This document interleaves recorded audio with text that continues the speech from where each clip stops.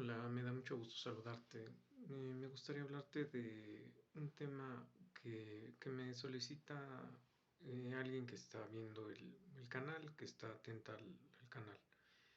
Me solicitó que hablara de la filosofía desde los presocráticos y que si podía yo tocar presocráticos, socráticos y pitagóricos.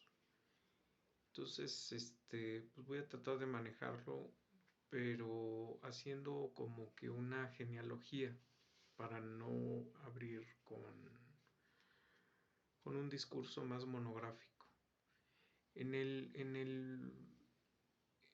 Y quiero partir así de la genealogía porque la pregunta que me hace expresa es, bueno, antes de los eh, presocráticos que había, o sea, no había filosofía. Entonces, déjame contestarlo de una forma muy sencilla.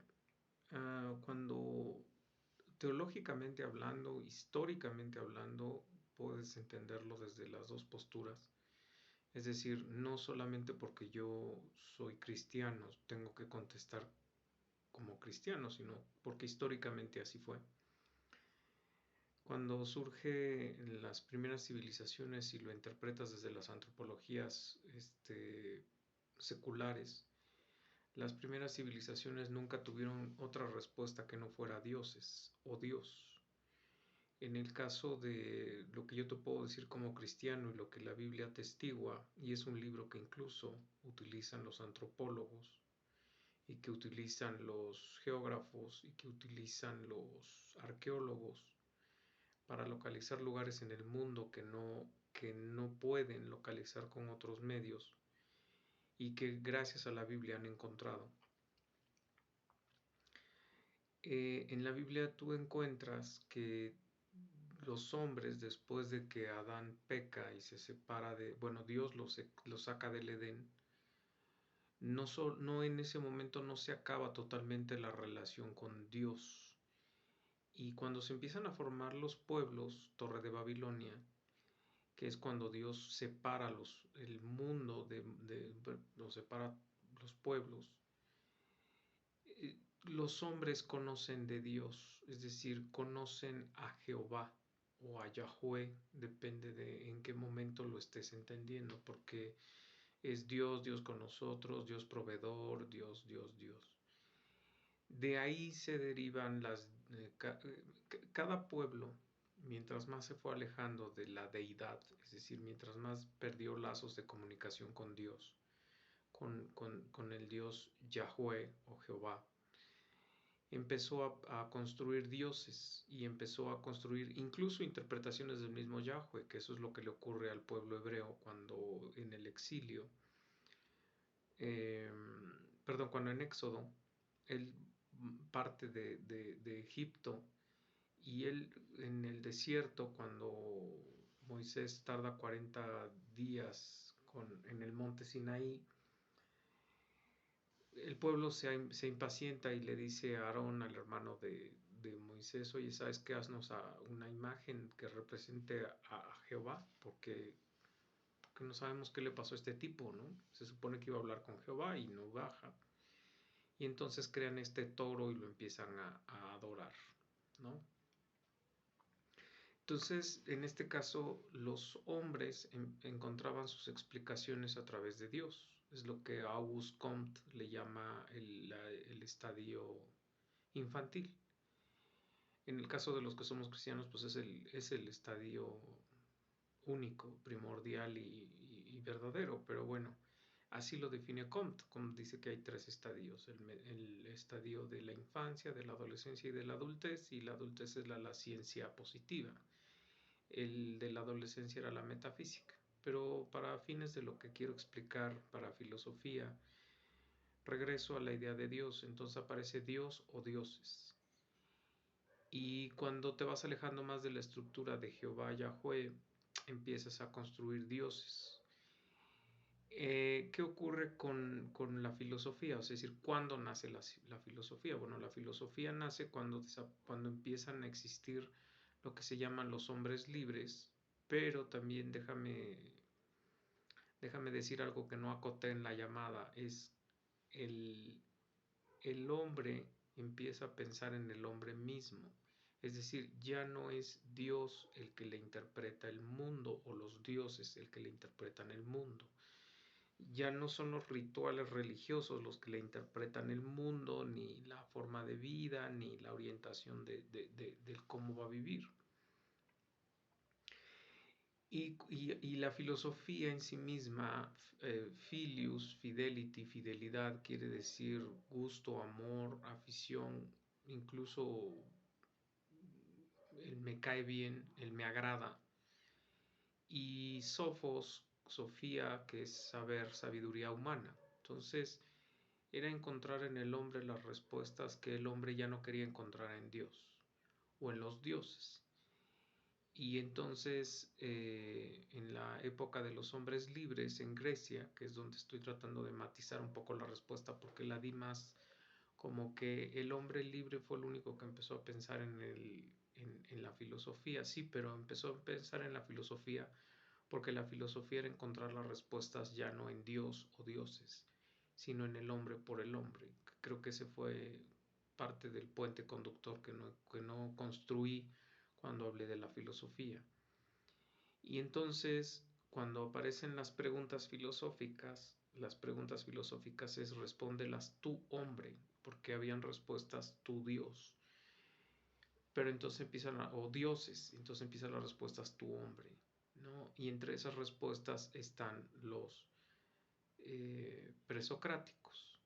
Los presocráticos intentan encontrar respuestas, comillas, racionales, comillas, acerca de la estructura del hombre. Una escuela muy importante presocrática es Tales de Mileto.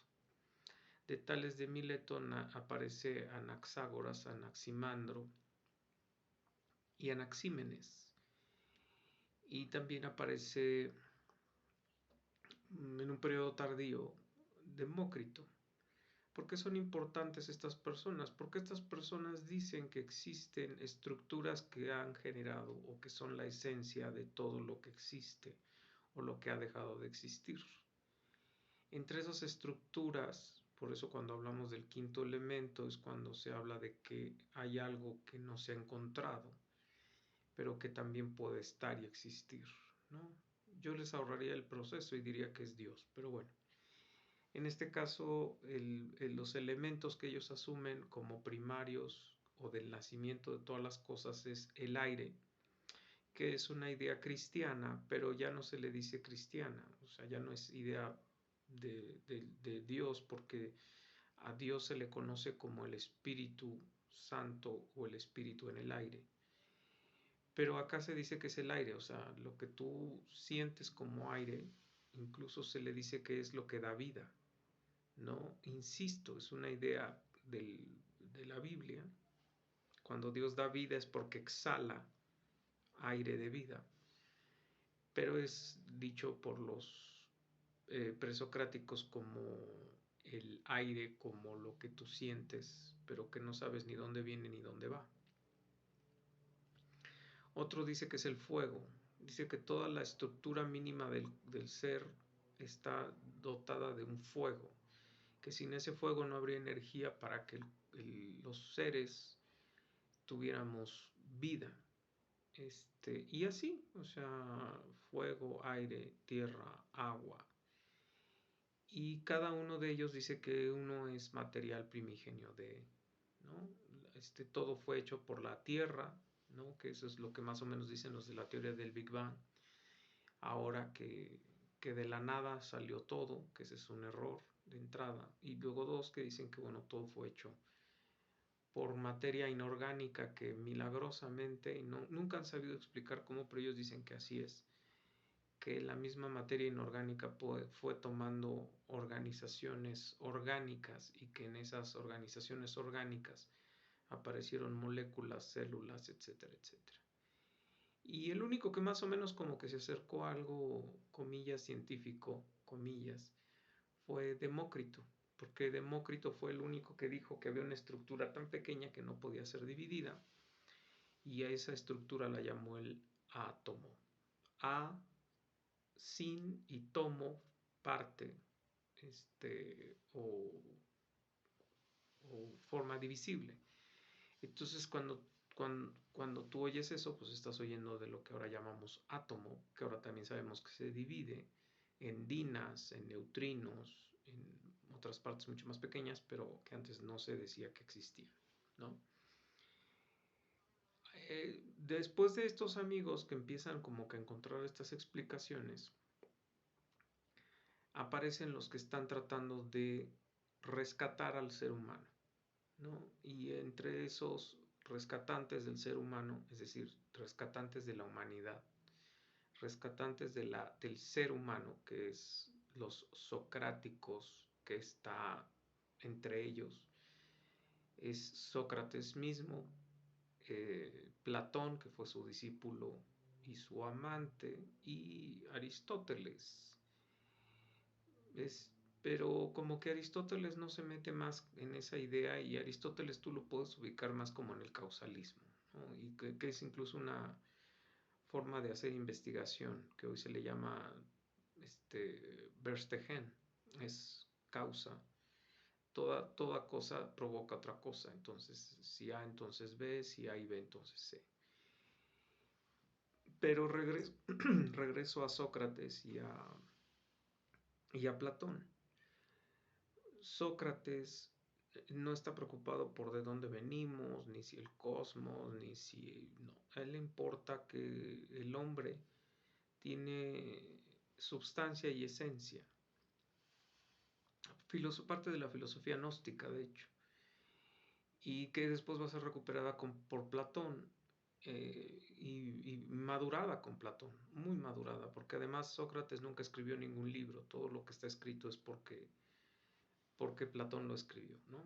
Entonces, decía Sócrates que era una pérdida de tiempo escribir, ¿no? Que era mejor irse a platicar con los jóvenes, ponerlos en preguntas que los pusieran en encrucijadas morales, y esas preguntas en encrucijadas morales los llevaran a encontrar la verdad. Que la verdad los iba a salvar, y que la verdad, insisto, es una idea cristiana, pero acá con Sócrates es... Porque además los griegos no conocían a Cristo, o sea, el cristianismo nunca conoció a Jesús, sino hasta que es conquistada a Grecia por Roma, y Roma logra tener el control de Europa Central y Asia y África del Norte, y entonces el cristianismo logra ser expandido por Pablo de Tarso o Saulo de Tarso, depende de cómo lo quieras ubicar, y después cuando se vuelve la religión oficial por parte de Constantino, que es el que la vuelve una religión oficial. Pero regresando entonces a Sócrates, ¿qué es lo que le importa? A Sócrates le importa salvar el alma.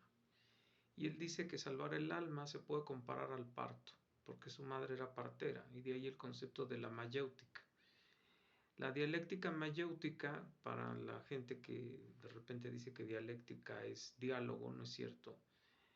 Dialéctica es duda que pone en contradicción a la persona. De hecho, es parte del marxismo histórico dialéctico. Y la pregunta siempre debe de abrir con una tesis, debe de llevar a una antítesis y debe de llevar a una síntesis. Entonces la pregunta es confrontadora. ¿Con qué? Pues contra la verdad que tú crees que tienes. Y esa verdad que tú crees que tienes, más la pregunta que se te hace, que tienes que contestarte, debe de llevar a una segunda respuesta, que es la que te debe de llevar a la verdad verdadera. Y la verdad verdadera es la que te debe sacar a ti de esa posibilidad de perder tu alma, o de perder tu ser, tu esencia, tu espíritu, porque ellos no conocen el concepto de alma. Sócrates divide, como el gnosticismo divide al ser humano en substancia y en esencia. Aunque para Aristóteles substancia y esencia es lo mismo, para Sócrates no. Y dice que la substancia es el cuerpo, y el cuerpo es imperfecto, inmutable, y por lo tanto es una jaula del alma, perdón, del espíritu, y ese puede ser desechable. Mientras que el alma, perdón, el espíritu, me gana el cristianismo, El espíritu pertenece al demiurgo y en el demiurgo hay muchos espíritus que lo que vienen a hacer a la tierra es aprender y después vuelven a regresar al demiurgo. Es el famoso eterno retorno dialéctico en bucle o en espiral que comentaba yo hace rato. Es el bucle que parece que estás viviendo lo mismo en el mismo tiempo, perdón, en la misma situación, pero está atravesado por el tiempo y el espacio. Por lo tanto, el bucle va cambiando de lugar. Aunque tú todos los días parece que te levantas en tu misma casa, con tus mismas actividades y haciendo las mismas cosas, eres una diferente persona. Cuestión que dijo Anaxímenes, nadie se baña en un mismo río con la misma agua dos veces, ¿no? Que es el concepto dialéctico. Y entonces estas preguntas te deben de llevar a un nuevo nacimiento de una persona que se dé cuenta del error en el que estaba viviendo. Y eso es lo que recuperaría Platón en esta idea de los socráticos. Luego, ¿qué va a pasar después de los socráticos? Van a venir los pitagóricos. Perdón, voy a tocar un poquito a Aristóteles porque Aristóteles es importante en este trance, sobre todo por los tomistas cuando hablamos del medioevo y cuando hablamos de la investigación en las ciencias duras. El Aristóteles habla de las cuatro causas. Aristóteles dice que todo tiene un porqué. Y el porqué implica que entonces hay que saber qué lo origina o de dónde viene. Y entonces él dice que existe la causa contingente, la causa material, la causa formal y la causa final. La causa final, él no la define como Dios, pero él dice que es un relojero que tiene el control de todos los demás relojes y las manecillas, y que él es el que da el inicio de todo, pero él nunca lo llama Dios, porque además él nace en una sociedad politeísta donde pues no existe un Dios, existen muchos dioses. De hecho, él huye de esta gira, porque él es esta girita, y se va a vivir con Alejandro Magno, uno de los grandes conquistadores de la Grecia clásica, y huye porque precisamente se da cuenta de lo que hicieron con Sócrates, que Sócrates lo matan con cicuta, y entonces Sócrates, al morir en cicuta, que es su famosa idea del rompimiento de la cadena de las injusticias, él dice que es mejor morir, aunque él sabe que él no cometió ningún error por enseñarle a los jóvenes a encontrar la verdad, pero es mejor morir porque el Estado dice que es culpable a escapar, porque entonces él se vuelve un delincuente porque el Estado ya lo había acusado y entonces él muere. Aristóteles se da cuenta de eso y Aristóteles escapa y Aristóteles dice, no me interesa a mí eso, es más, para mí el cuerpo y el espíritu deben de estar igualmente bien alimentados. Se va a vivir con Alejandro Magno, es un gran sofista, un gran retorista. De hecho, él es el primer pensador que cobra por enseñar. Y y él habla de las cuatro causas. Y él dice que la causa formal es la causa del por qué están las cosas, en dónde están y para qué están y qué sentido tiene de que estén, y no es inherente a un objeto como objeto, sino como esencia. Si tú naciste en cierto lugar, tienes un propósito y tienes el propósito de hacer las cosas. Si tienes una tijera, la tijera tiene un propósito para hacer las cosas. Una causa contingente, que quiere decir que estás limitado por el entorno en el cual te encuentras, y la limitación es necesaria para que haya un orden en la realidad, porque si no entraríamos en la entropía, en el caos. La causa material es el objeto en sí, es decir, no es el objeto para sí, sino es el objeto en sí, es decir, la cosa con forma y estructura, no es la propia,